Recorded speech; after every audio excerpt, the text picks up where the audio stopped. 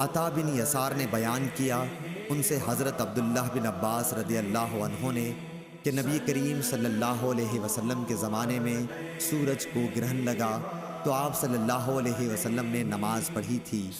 آپ صلی اللہ علیہ وسلم نے اتنا لمبا قیام کیا کہ اتنی دیر میں سورہ بقرہ پڑھی جا سکتی تھی۔ پھر آپ صلی اللہ علیہ وسلم نے رکوع لمبا کیا اور اس کے بعد کھڑے ہوئے تو اب کی مرتبہ بھی قیام بہت لمبا تھا لیکن پہلے سے کچھ کم۔ پھر ایک دوسرا لمبا رکوع کیا جو پہلے رکوع سے کچھ کم تھا۔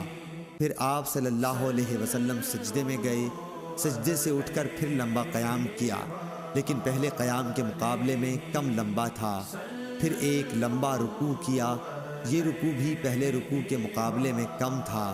رکوع سے سر اٹھانے کے بعد پھر آپ صلی اللہ علیہ وسلم بہت دیر تک کھڑے رہے اور یہ قیام بھی پہلے سے مختصر تھا۔ پھر چوتھا رکوع کیا، یہ بھی بہت لمبا تھا لیکن پہلے سے کچھ کم۔ پھر آپ صلی اللہ علیہ وسلم نے سجدہ کیا اور نماز سے فارغ ہوئے تو سورج صاف ہو چکا تھا۔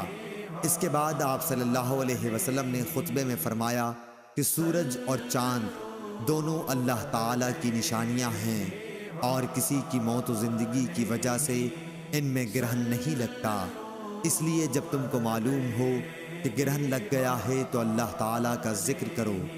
صحابہ رضی اللہ عنہم نے عرض کیا، یا رسول اللہ صلی اللہ علیہ وسلم، ہم نے دیکھا کہ نماز میں اپنی جگہ سے آپ آگے بڑھے اور پھر اس کے بعد پیچھے ہٹ گئے۔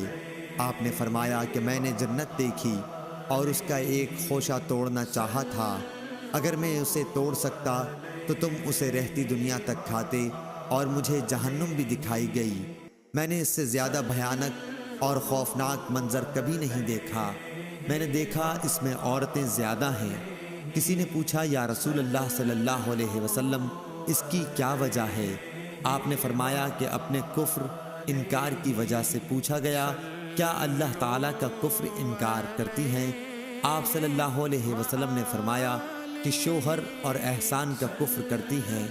زندگی بھر تم کسی عورت کے ساتھ حسن سلوک کرو لیکن کبھی اگر کوئی خلاف مزاج بات آ گئی تو فوراً یہی کہے گی کہ میں نے تم سے کبھی بھلائی نہیں دیکھی۔